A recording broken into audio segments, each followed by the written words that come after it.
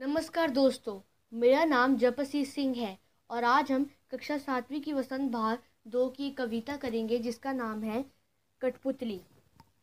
इस कविता में निर्जीव वस्तु की स्थिति और मनोदशा को दर्शाया गया है और इस कविता के कवि का नाम है भवानी प्रसाद मिश्र। इस कविता में कठपुतली स्वतंत्रता की इच्छा से स्वयं अपनी बात व्यक्त कर रही है। उनके समक्ष स्वतंत्रता को साकार बनाने वाली चुनौतियां हैं। धागों से बंधी हुई कठपुतलियां पराधीन हैं। इन्हें दूसरों के इशारे पर नाचने से दुख होता है।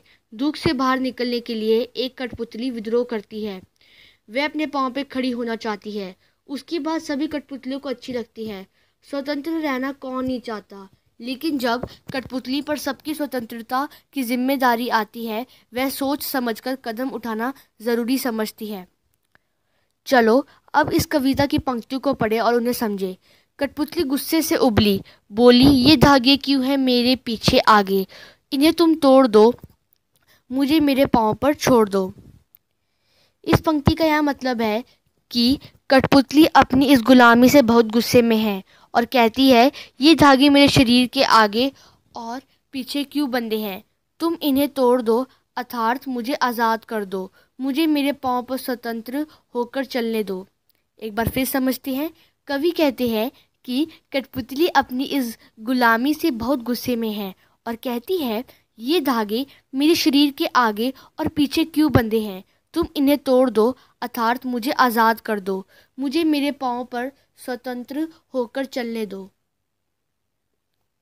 इस पंक्ति का यह भाव है कि इसमें कवि ने डोरियों से बंधी एक कठपुतली के स्वतंत्र होने की इच्छा प्रकट की है। अब अगली पंक्ति को पढ़ते हैं। सुनकर बोली और कठपुतलियाँ की हाँ, बहुत दिन हुए हमें अपने मन के छंद हुए। इसमें छंद का मतलब है प्रसन्न होना।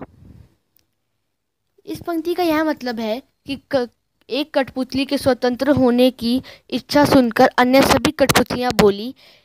वे कहने लगी कि हमें अपने मन में खुशी नहीं हुई, हम मन से बहुत दुखी हैं। एक बार फिर समझते हैं। कवि कहते हैं कि एक कठपुतली के स्वतंत्र होने की इच्छा सुनकर अन्य सभी कठपुतलियाँ बोली। वे कहने लगी कि हमें अपने मन में खुशी नहीं हुई, हम मन से बहुत दुखी हैं।